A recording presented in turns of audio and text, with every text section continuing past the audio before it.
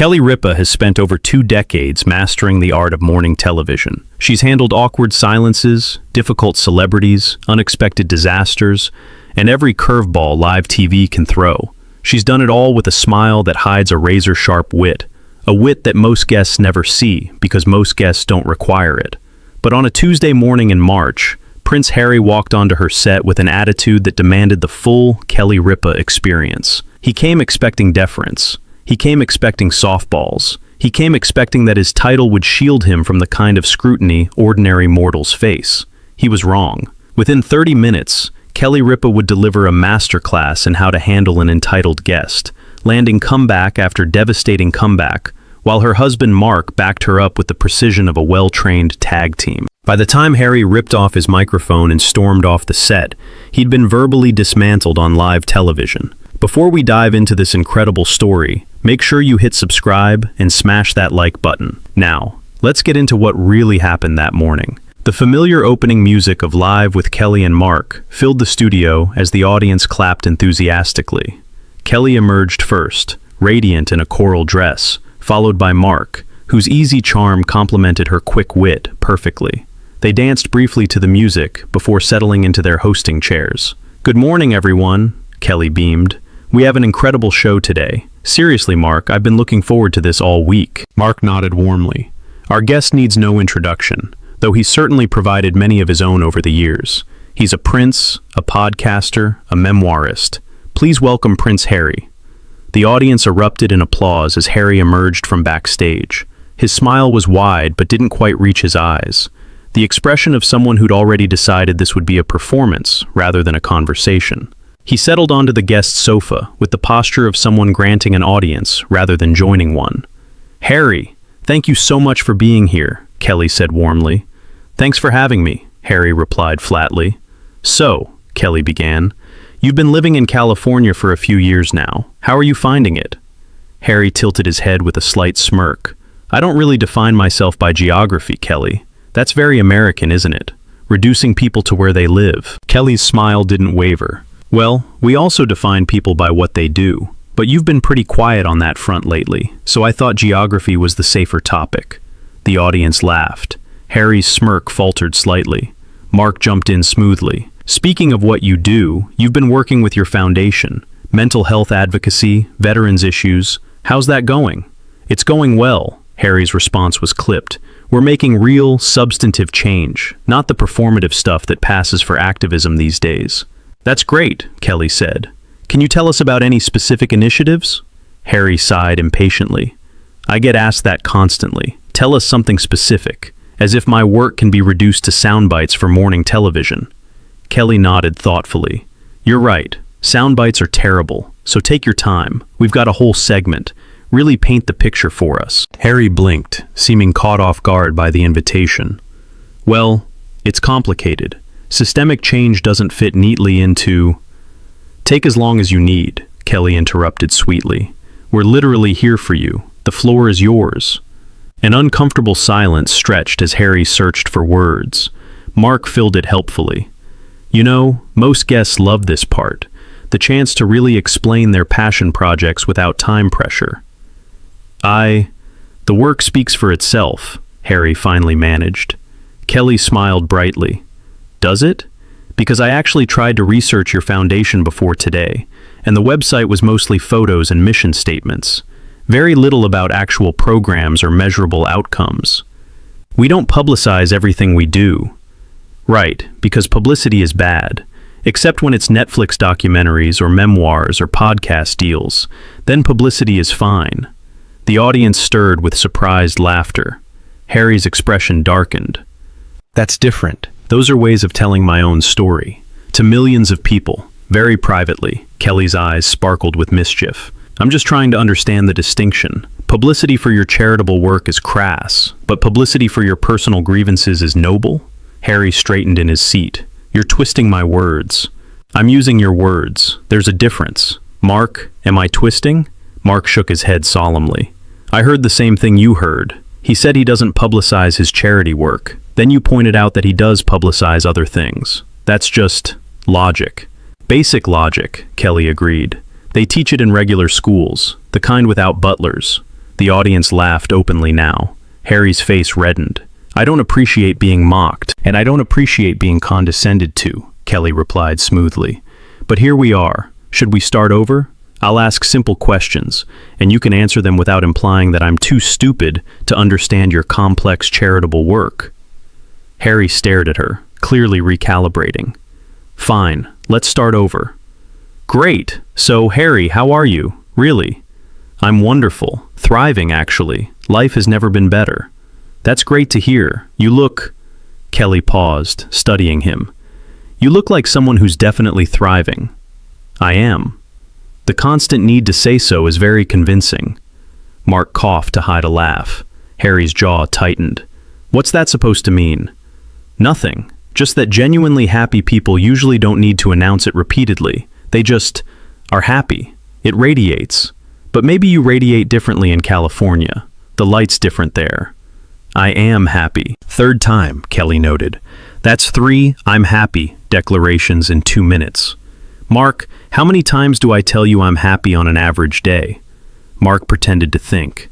Maybe once. Usually you just seem happy, or you complain about traffic. There's not a lot of insisting involved. Right, because insistence is usually what people do when they're trying to convince themselves of something. Harry leaned forward aggressively. You don't know anything about my life. You're absolutely right, which is why I keep asking questions. But every time I do, you bite my head off. It's almost like you don't want anyone looking too closely at this thriving life of yours. I came here to share my story. Then share it. I'm asking, how are you? What's a typical day like? What makes you happy? These are not hard questions, Harry. They're the kind of things people discuss at dinner parties. Unless your dinner parties are very different from mine. They probably are, Harry muttered. Probably. Mine usually have guests who can answer basic questions without treating them as attacks. But I understand, different cultures. Mark leaned in. Harry, I think what Kelly's getting at is that you seem really defensive, and we haven't done anything to warrant it. We've asked about California, your work, your happiness. These are the world's gentlest questions. The framing. What framing? Kelly asked. I literally said, how are you? That's how every conversation in America starts. It's not a trap. It's just talking. Harry crossed his arms. Fine. What do you want to know? How's Megan? The shift in Harry's demeanor was immediate, a flash of defensiveness quickly masked with careful neutrality. She's great. She's wonderful. Next question. That's all we get? She's great? Harry, you've written entire books about your relationship. You've done multi-hour documentaries. And now you can't give us more than 2 words? Some things are private. Since when? Kelly's question was sharp, but delivered with a smile. You published conversations with your dying grandmother. You wrote about your brother's alleged physical attack on you. You described intimate details of your wedding night. But Megan's well-being is where you draw the privacy line? Harry's face flushed deeper. That's different. It keeps being different. The rules keep changing depending on what makes you comfortable. That's not privacy. That's strategic disclosure. Mark nodded. She's got a point. You can't claim privacy as a principle when you selectively abandon it whenever it suits your narrative. I'm not going to discuss my wife. Then why did you write a whole book discussing your wife, and your father, and your brother, and the institution that raised you? Kelly spread her hands. I'm genuinely confused, Harry. Is your life private or isn't it? Because you seem to want it both ways. I share what I choose to share. Exactly. It's about control, not privacy. You want to control what people know. Which is fine, but don't dress it up as some principled stance when it's really just strategic media management. Harry stood up slightly before sitting back down, a false start that betrayed his agitation. You're being very hostile. I'm asking questions. You're experiencing them as hostile because you don't have good answers. That's not my fault. The audience murmured approvingly. Harry looked around the studio as if searching for allies and finding none. Maybe we should change the subject, Mark suggested diplomatically. Happy to, Kelly agreed. Harry, you've been very critical of the British monarchy, the institution, the family dynamics, the media relationships. Do you ever miss it? Miss being trapped in a system that almost destroyed me? No. What about your family, your father, your brother? Do you miss them? Something flickered in Harry's eyes. Pain, maybe, quickly suppressed. That's complicated. It always is. But you've made it more complicated, haven't you? By making private disputes public? I had no choice. You had many choices. You could have worked things out privately. You could have stayed silent. You could have left without burning bridges. You chose to write a book. You chose to do documentaries. You chose to give interviews to Oprah. Every step of the way, you had choices. And you chose exposure every single time. Harry shook his head. You don't understand the pressure. I understand pressure perfectly. I've been on live television 5 days a week for over 20 years. Everything I do is scrutinized. Every outfit, every comment, every interview. The difference is, I don't write tell-all books about my colleagues when things get hard. I just deal with it. Your situation isn't comparable. You're right. Your situation comes with palaces and titles and generational wealth. My situation comes with alarm clocks and traffic and normal problems. And yet somehow, I managed to handle my pressure without declaring war on everyone who's ever wronged me. Mark chimed in. She's also never had anyone call her a princess, just to be clear. Although some guests have called me other things, Kelly added with a wink. The audience laughed, momentarily breaking the tension. Harry did not laugh. You're making light of serious issues. I'm pointing out that you're not the only person who's ever faced challenges. I'm pointing out that your response to those challenges, constant public grievance, is a choice, not an inevitability. You could have handled things differently. You chose not to. I chose survival. Did you? Because from where I'm sitting, you've chosen a very public, very lucrative version of survival that involves Netflix deals and book advances and speaking fees. If that's survival, it's a pretty comfortable version of it. Harry's voice rose. You don't know what I've sacrificed. What have you sacrificed, specifically? You still have money, more than ever. You still have fame, more than ever. You still have a platform, much bigger than before. What exactly did you give up, Harry? My family. They're still there. They haven't gone anywhere. You're the one who left. You're the one who keeps attacking them publicly. If that relationship is broken, maybe consider who broke it. They drove me away. Or you drove yourself away and blamed them for it. That's also a possibility. The story you tell isn't the only version of events. Harry was breathing heavily now, his composure cracking visibly.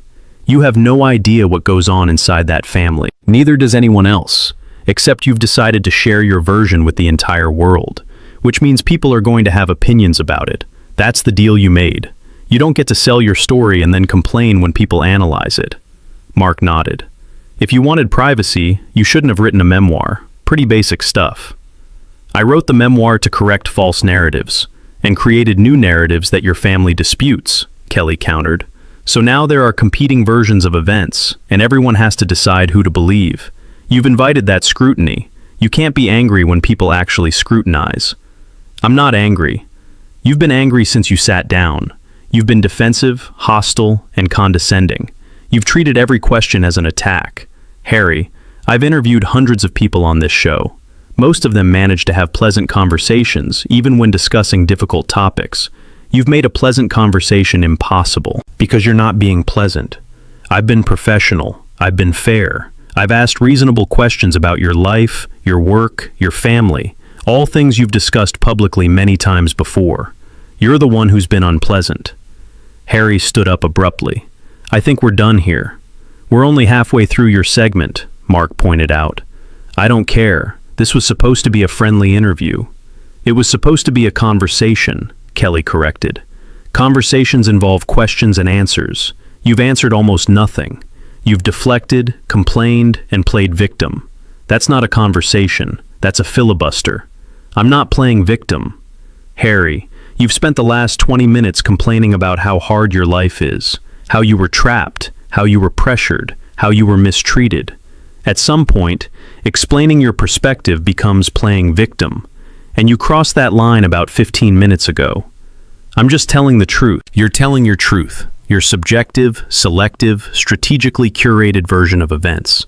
That's not the same as objective truth, and you seem genuinely incapable of recognizing the difference. Harry pointed at her, his hand shaking slightly. You're just like all the rest, pretending to be sympathetic while actually looking for ways to tear me down. I haven't torn you down. You've torn yourself down. Every answer you've given has made you look worse. And that's not my doing, it's yours. This interview is over. Running away when things get hard, there's that pattern again. Harry froze mid-movement, stung by the observation. I'm not running. You're literally walking toward the exit in the middle of a conversation because you didn't like the questions. What would you call that? Self-preservation. I'd call it fragility. I'd call it the behavior of someone who spent so long being protected from criticism that he can't handle even gentle pushback. I'd call it proof that maybe, just maybe, you're not as thriving as you claim to be. Harry's face contorted with barely suppressed rage. You know nothing about my life. I know what you've shown me today, and what you've shown me is someone who can't answer basic questions without getting defensive. Someone who insists he's happy while acting absolutely miserable. Someone who demands empathy while offering none. Kelly paused. That's what I know, Harry, and I learned it all in the last 20 minutes. Mark stood up slowly, positioning himself as a supportive presence beside Kelly. For what it's worth, Harry, we didn't set out to make you look bad. We just wanted a conversation. You're the one who made it into something else. Because you were attacking me. We were talking to you, Kelly said simply. If you can't tell the difference, that's a bigger problem than anything we've discussed today. Harry ripped off his microphone, throwing it onto the sofa. You'll regret this, both of you. I doubt it, Kelly replied calmly. But I think you might. This is all on camera, Harry. Everyone watching can see exactly what happened. And what happened is that you came in here with a chip on your shoulder and treated us like enemies for no reason. You are enemies. We're talk show hosts. We do cooking segments and celebrity games. We're not the British tabloids, Harry. We're not the paparazzi who chased your mother. We're two people in New York who wanted to have a nice conversation with you about your life, and you made that impossible. Harry strode toward the exit, then turned back one final time. You're all the same, every single one of you.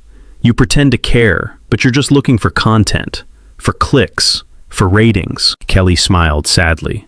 Maybe. Or maybe you've been hurt so many times that you can't recognize genuine interest anymore. Maybe you've built walls so high that everyone looks like an enemy from up there.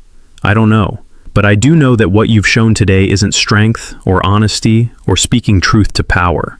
It's just pain looking for a target. Don't psychoanalyze me. I'm observing. You've told us repeatedly how happy you are while acting like the angriest person I've ever interviewed. You've demanded empathy for your struggles while showing none for anyone else. You've complained about public scrutiny while actively seeking more publicity. These are contradictions, Harry, and until you reconcile them, I don't think you'll find the peace you're looking for. Harry stood frozen in the doorway, something flickering behind his eyes. Pain, recognition, or maybe just exhaustion. You don't know anything, he said finally, but his voice had lost its edge. I know what I saw today, and I hope it's not the whole picture. I hope there's a happier, more secure version of you that we didn't get to meet. But if there is, you didn't bring him here. Harry left without another word. The studio doors closed behind him with a heavy thud. For a moment, neither Kelly nor Mark spoke. Then Kelly turned to face the camera, her composure fully intact despite the chaos that had just unfolded.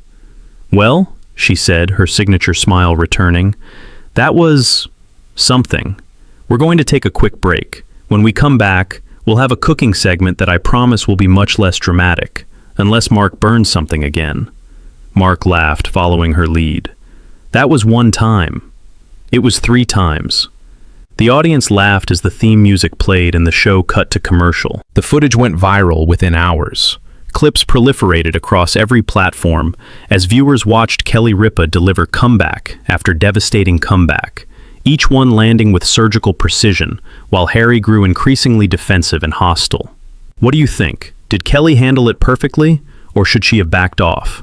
Was Harry out of line, or did he have legitimate concerns? Drop your thoughts in the comments below. If you enjoyed this story, don't forget to like this video to help it reach more people. Subscribe to our channel for more explosive celebrity moments.